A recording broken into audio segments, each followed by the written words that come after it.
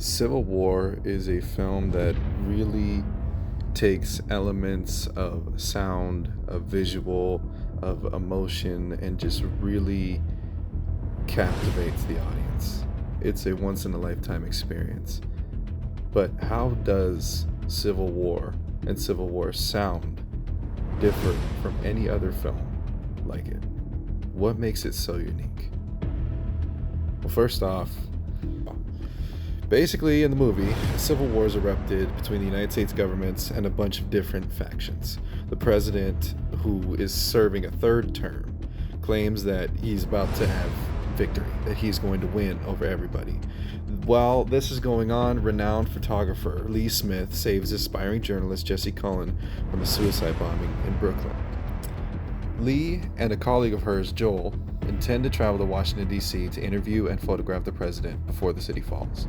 Lee's mentor, Sammy, asked to accompany them as far as Charlottesville, where the Western Forces, or the WF, of Texas and California are assembling for this final offense. Despite Lee and her hesitance, she and Joel agree. Lee is not aware that Jesse convinces Joel, despite Lee not really wanting to go yet. She's convinced. And then, also, Jessie, this young girl, she ends up convincing Joel to bring her along. Against Lee's wishes, of course. So after departing the city, the group goes to this rural gas station protected by armed men and buys gas with Canadian dollars at a really, really high, expensive inflation rate. Then Jessie wanders off to this, car wash. And as she goes over, she finds these two men are being tortured. And the men who are torturing them claim that these are looters. So one owner follows Jesse, but Lee diffuses the situation by taking a photo of the man posing with his victims. After they leave, Jesse is so upset that she was too scared to take the photos, and she confides in Lee. Well, following that, they go to an overnight stop near this ongoing fight. The group document the combat the next day as these militiamen assault a building held by loyalists. Lee sees Jesse's potential as a war photographer, while Jesse photographs the militia executing captured loyalist soldiers. Continuing, the group spends the night at a refugee camp before passing through a small town where, under watchful guard, residents attempt to live in this blissful ignorance. Lee and Jesse grow closer, trying on clothes at a local shop. Later, they get pinned down in a sniper battle amid the remains of a Christmas fair. The sniper mocks Joel's attempts to ascertain which party they are fighting for or against, telling Joel that they and the sniper in a nearby house are simply just trying to survive. Jesse asks if Lee would photograph Jesse being killed, and Lee responds with, "What do you think?" implying that she might. While driving, the four encounter these other two reporters known as Tony and Bahai. Tony and Jesse are playing and they switch vehicles, only for Bahai and Jesse to be captured by these other loyalists, who then start dumping civilian corpses in this mass grave. Now this is this crazy, horrific scene where the sound effect is so much more intense, but we'll gotta get into that later. So as the rest of the group come in and they try to save Jesse and Bahai, this guy ends up killing Bahai and then killing Tony once they admit that they're not from America. Sammy comes to the rescue, literally hitting them with the vehicle, and saves them by driving off to head towards this military camp in Charlottesville. But as he's on his way towards that, he ends up dying before they can make it.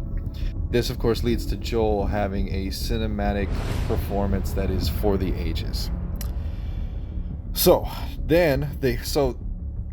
after that, they meet with these two fellow reporters and inform the group that the government's top generals have pretty much all surrendered, and that the president is left unprotected, and that the WF are going to go inside and basically take the president by force.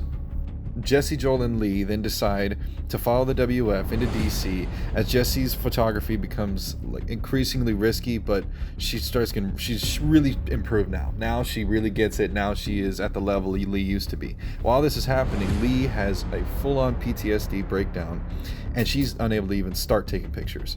Once they get into the Capitol, this presidential limousine tries to escape, but gets completely mowed down. They find out that the president is not inside there, and so they move back into the White House, where they end up discovering the president. The WF squad that follows them and that basically holds them while they're taking pictures around them, fights off with what's remaining of the Secret Service in the press room. This eventually leads to a situation where Jesse comes out to take a picture, but because of her naivety, she ends up getting Lee killed. And Jesse ends up getting a photograph of Lee's final moments as Lee is trying to save Jesse. The Western soldiers capture the president in the Oval Office, and Joel tells them to wait so he can get a quote. The president literally begs for mercy, saying, "Don't let them kill me," and Joel replies, "Yep, that'll do." Jesse takes a photo of the president's execution, smiling as the Western soldiers pose with the corpse. This film is something that is extremely difficult to really wrap your head around as far as how brutal, how relatable is this. This film is something that is unfortunately something that a lot of people, I'm sure, can find a little bit of confrontation in themselves as to how relatable this is. With the world being the way that it is, with things having gone so bad, it is a story that I personally feel is so valid and so, like, kind of a warning for all of us. I mean, this film, not only does it depict what we would do to each other, but this depicts what many people, which is shown with, situations like the invading of the Capitol building and many other situations. How far will Americans go when Americans stop believing in America? And this movie shows that. At the same time, this movie does something so unique to really bring in the terror, because if you sit in this theater and you watch this movie, when you hear the gunshot, there is no helping feeling a jolt of electricity through your entire body. And it's actually done on purpose by the filmmakers. They really wanted to find a way to make sure that the gunshots scared you every time that they went off.